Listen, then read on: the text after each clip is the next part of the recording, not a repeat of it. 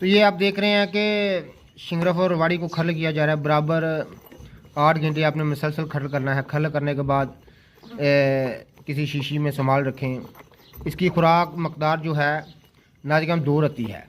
मक्खन या बलाई में रख के दें। इंशाल्लाह ताला तमाम अज़ाओं की लागरी, ज़ोफ़े जिगर, खून की कमी और ज़ोफ़े बा और अज़ू ख़ास की कमज़ोरी के लिए एक लाजवाब चीज़ है। ये आप देख रहे हैं कि शिंगरफ को रवाड़ी में खल किया जा रहा है।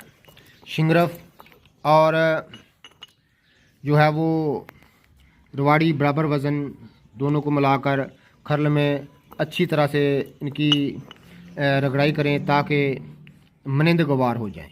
जब मनिंद गवार हो शीशी में संभाल रखें। 2 रत्ती रोज़ाना खुराक है इसकी। मक्खन या बलाई में या किसी मुनासिब दरका के साथ आप दे सकते हैं।